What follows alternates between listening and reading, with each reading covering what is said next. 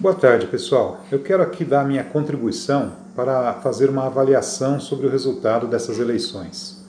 Eu quero fazer uma avaliação mais profunda do que aquela que fica somente no aspecto político ou da guerra de informações, das fake news, etc. Tudo isso é relevante, mas no meu ponto de vista, como eu já tenho alertado aqui algumas vezes, essa vitória do candidato Bolsonaro só foi possível porque nós vivemos hoje uma crise moral, uma crise ética. Por mais paradoxal que possa parecer, a vitória desse candidato só foi possível porque os valores cristãos estão hoje em crise. Nós vivemos um momento em que valores que foram construídos ao longo de séculos, que demoraram muito para serem aceitos pela sociedade, como justiça, solidariedade, democracia, esses valores se baseiam na ética cristã.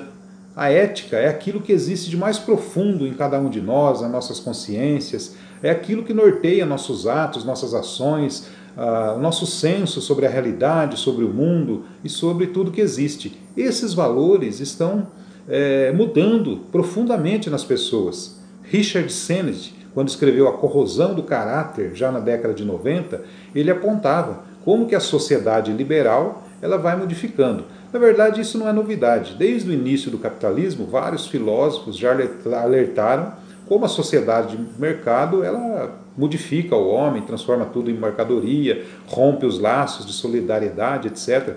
Agora, é claro que com o neoliberalismo e as evoluções tecnológicas, isso foi ficando muito mais claro. É só você comparar, por exemplo, os laços que envolvem um Uber e daqueles que envolvem um trabalhador da indústria metalúrgica, né? Clássico lá da década de 80, ou um profissional autônomo. Então são relações de trabalho, relações do ponto de vista moral. Quando nós defendemos a democracia, quando nós defendemos a solidariedade, isso não faz mais sentido para muita gente. Isso está se tornando, infelizmente, ultrapassado. Então, é uma crise profunda dos valores cristãos. Quando você diz que a fome foi extinta no governo Lula, isso deveria ser argumento suficiente para mover as pessoas, mas isso não move. Quando você diz que reduziu-se a mortalidade infantil, ou que 30 pessoas saíram da linha da pobreza, ou que 20 milhões de pessoas recebem o Bolsa Família e saíram da miséria, isso poderia ser suficiente para mover corações e mentes, mas isso não move mais. E aí, no meu ponto de vista, não é falha política ou de... Claro que nós temos falhas, como todos têm, temos que nos aperfeiçoar sempre, mas o problema é que as pessoas não se sensibilizam mais com as questões sociais. Uma parcela se sensibiliza, sim. Por isso que o Haddad está no segundo turno, teve 28 milhões de votos, mais, não sei. Mas o fato é que a maioria da sociedade está perdendo o senso, não tem mais dentro de sua essência aqueles valores que nortearam a década de 80, os anos 70 e assim por diante. Antes, quando um trabalhador era demitido injustamente, isso provocava uma greve na fábrica. Hoje, as indústrias são um grande Big Brother, cada um por si, um querendo puxar o tapete do outro e assim por diante. É a competição acima de tudo.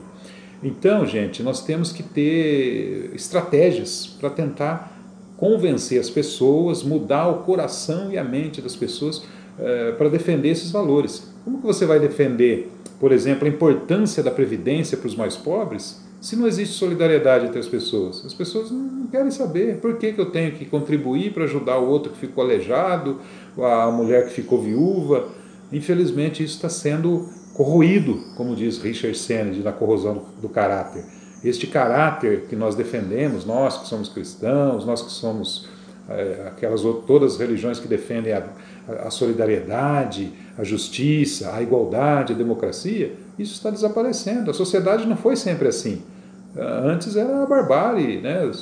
A competição imperava também em outros tipos de civilizações altamente competitivas. Pega a Esparta, né?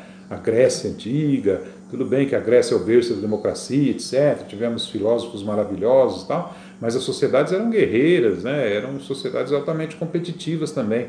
Então, no meu ponto de vista, os valores cristãos é que trouxeram um pouco mais de solidariedade, de convivência, de passividade. O ser humano se tornou mais pacífico, se tornou começou a suportar mais uns aos outros, pensar no próximo. Isso é fruto, no meu entendimento, do desenvolvimento do cristianismo, principalmente da civilização ocidental. Agora, isso está realmente em xeque.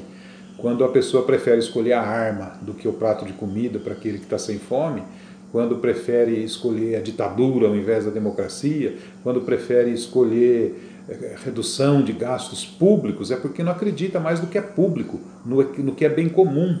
É a selva da barbárie, ou cada um para si, Deus para todos. Então, na verdade, nós estamos vivendo de forma profunda e acelerada um processo de corrosão do caráter, de destruição de valores fundamentais que solidificaram a nossa sociedade até agora, como justiça, democracia, solidariedade, etc.